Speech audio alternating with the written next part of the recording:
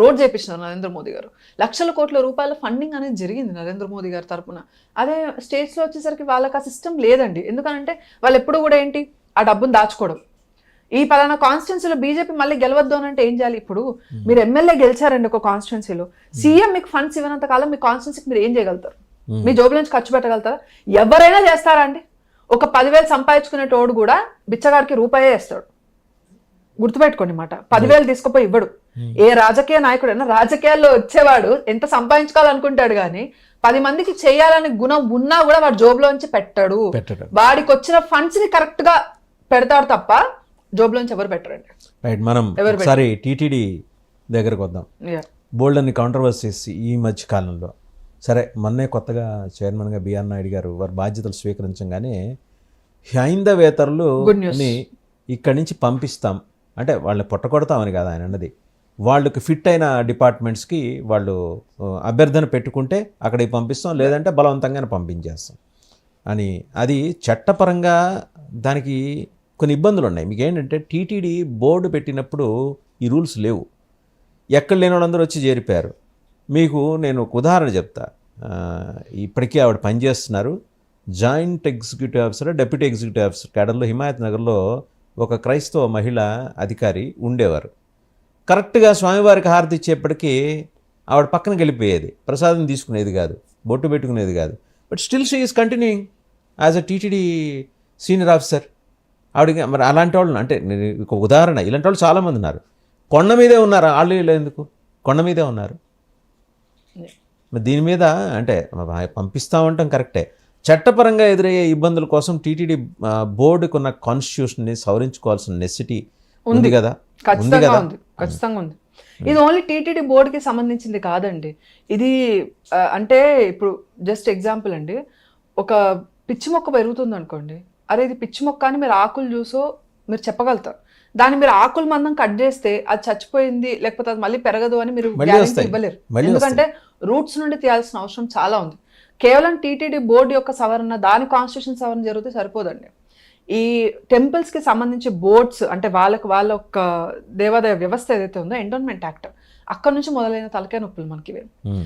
ఈ endowment act ఎలా ఉంటుందని అంటే అండి, మీరు ఏవైతే టెంపుల్స్ ఉన్నాయో ఈ టెంపుల్స్ మీరు ఎండోన్మెంట్ తీసుకున్న తర్వాత ఆ టెంపుల్ ల్యాండ్స్ని గవర్నమెంట్ అమ్మేయచ్చు వితౌట్ ఎనీ నోటీస్, అమ్మేసుకోవచ్చు. ఆ ల్యాండ్ మీద ఆ ల్యాండ్ని డిస్ట్రాయ్ చేసి మీరు దాని మీద ఏదైనా కట్టచ్చు. దాని గురించి మీరు ఎలాంటి వివరణ ఇవ్వాల్సిన అవసరం లేదు హిందువులకి. చూడండి, ఇలాంటి చట్టాలు చేసిన వాళ్ళు ఎంత దుర్మార్గులో చూడండి ఒకసారి. ఈ టెంపుల్స్కి సంబంధించి ఇప్పుడు ఒక మసీద్ ఉందండి, అందులో ఎవరైనా నాన్ ముస్లిమ్స్ వెళ్ళి వాళ్ళని హుకుం చెలాయించడం చేస్తారు. ఒక హిందూ వాళ్ళ మసీద్కి సంబంధించి హెడ్ కానీ, జిఎస్ కానీ, లేకపోతే వాళ్ళ కమిటీ కానీ ఏదైనా కానీ వెళ్ళి అందులో మెంబర్గా ఉండడం కానీ ఏదైనా జరుగుతుందా? వాళ్ళు యాక్సెప్ట్ చేస్తారా దాన్ని? But how Hindus are accepting this అండి? ఎండోన్మెంట్ యాక్ట్ లో ఉన్నది ఇదే.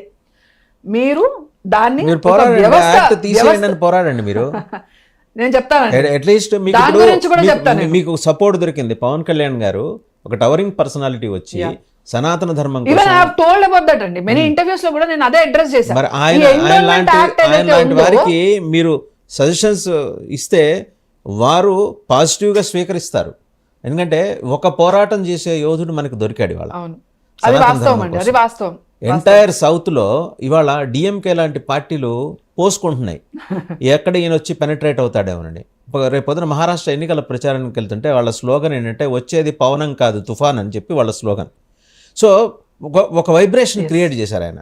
సౌత్లో ప్రత్యేకించి తమిళనాడులో మీరు ప్రస్తావన చేశారు కాబట్టి చెప్తున్నా, ప్రతి ప్రాచీనమైన ఆలయం ఎదురుగుండా పెరియార్ విగ్రహాలు పెడుతున్నారు. ఆయన దైవదూషణం చేసిన వాడు. ఓకే, పెరియార్ని ఆరాధించే వాళ్ళు ఆ వ్యవస్థ వేరే, వాళ్ళు పెట్టుకోండి, వాళ్ళ సమాజాల్లో పెట్టుకోండి.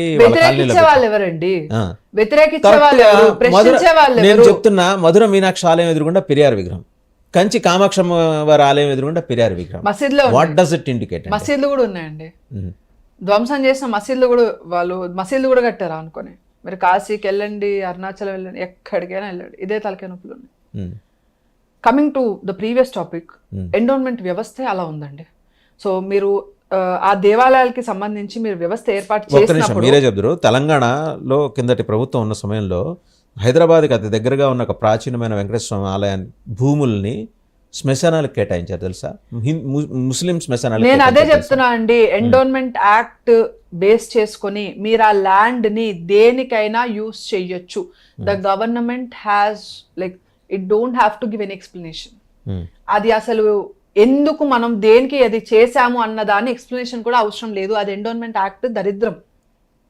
అండ్ మీరు ఆ దేవాలయ వ్యవస్థను ఏర్పాటు చేసిన తర్వాత హుండీ డబ్బులు మీరు దేనికైనా ఖర్చు పెట్టచ్చు. పర్టికులర్లీ హిందూస్కి పెట్టాలని రూల్ లేదు. వాళ్ళు అందుకే 80-85% ముస్లిమ్స్కి ఇస్తారు. ఎందుకంటే వాళ్ళు ఐక్యంగా ఉండి ఓట్లేస్తారు, వీళ్ళని మళ్ళీ అధికారంలోకి తీసుకొని వస్తారు, వీళ్ళకి దోచుకోవడానికి సంపద దొరుకుతుంది. మీరు ఒకటి గమనించండి. కానీ హిందువుల ఐక్యత లేదు. ఒకడు ఇలా ఓటేస్తాడు, ఒకడు ఇలా ఓటేస్తాడు, ఒకడు ఇలా ఓటేస్తాడు, ఒకడు ఇలా ఓటేస్తాడు, ఒకడు ఇలా ఓటేస్తాడు, వాడి ఇష్టం వచ్చినట్టు ఓటేస్తాడు. నా ధర్మం ఏమవుతుంది అని ఆలోచించే తత్వం లేదు. అరే నా గుడిలో నేను రూపాయి వేస్తున్నా, ఇంకో 10 మంది కలిసి ఒక 10 రూపాయలు వేస్తున్నా, ఇదంతా కలిసి మన ఊరికే ఏదైనా బావుగా మనం ఎందుకు చేసుకోలేము? ఎండోన్మెంట్ ని మనం ఎందుకు అలా ప్రెజరైజ్ చేయలేకపోతున్నాం? యాక్ట్ ని మనం ఎందుకు దాన్ని సవరించుకోలేకపోతున్నాం? వేరే వాళ్ళు వచ్చి మన మీద ఎందుకు హుకుం చెలాయించాలి? వేరే మతస్థులు అసలు మన దేవుడిని నమ్మరు కదా. ముస్లిమ్స్ అయితే మనల్ని కాఫిర్లు అని చెప్తారు కదా, క్రిస్టియన్స్ అయితే మనల్ని సైతాన్లని పిలుస్తారు కదా. ఏకంగా ఎవరైతే నాన్ బిలీవర్స్ ఉంటారో వాళ్ళందరినీ కూడా దొరికిన వాళ్ళు దొరికినట్టు రాళ్ళిసిన చంపమని యెహోవానే కదా చెప్పింది, మన బైబిల్లోనే కదా ఉన్నది. At the same time Quran లో కూడా అదే రాశారు కదా. కాఫిర్లు ఎవరైతే ఉంటారో వాళ్ళని తెగనరితే అల్లా దగ్గరికి వెళ్తారు, ముక్తి కలుగుతుందని వాళ్ళ దాంట్లో రాసుకున్నారు కదా. మరి ఇవన్నీ వాళ్ళ పుస్తకాల్లో ఉండి వాళ్ళు మనల్నే బిలీవ్ చేయట్లేదు, మన గాడ్ని బిలీవ్ చేయట్లేదు, మనల్ని అంటే మన దరిద్రం ఏంటంటే అండి, మేక గొర్రె కసాయివాడిని నమ్మినట్టు మనం ఎప్పుడూ కూడా సద్భావన మన ధర్మంలో నేర్పించింది అదే. ప్రతి ప్రాణికోటిలోనూ అదే భగవంతుడు ఉన్నాడు అనే ఒక గొప్ప తత్వాన్ని ప్రపంచానికి నేర్పించింది మన ధర్మం. అది మనలో ఉండడం వల్ల మనకు అంత త్వరగా అవతల వాడిని చూస్తే వీడు తప్పు మనిషి అని జడ్జిమెంట్కి రావడం, లేకపోతే వీడు నా దేవుడిని నమ్మడు కాబట్టి వీడిని చంపేయాలి అనే ఒక మనస్తత్వం మన దగ్గర లేదు. ద బిగ్గెస్ట్ ప్రాబ్లం అది. కానీ అది ఎంతవరకు ఉండాలి? వాళ్ళ బతుకులు వాళ్ళు బతుక్కొని వాళ్ళ బిలీఫ్స్ని వాళ్ళు ఫాలో అవ్వకుంటూ ఉంటే బాగానే ఉంటుంది. మన గుళ్ళను ధ్వంసం చేయడానికి వచ్చిన తర్వాత కూడా మనం ఇంకా ఓర్పుతో ఉంటాము అని అంటే ఏమంటారండి దాన్ని పేషెన్స్ అనరండి, నిస్సహాయత అంటారు, చేతగానితనం, హెల్ప్లెస్నెస్ అంట.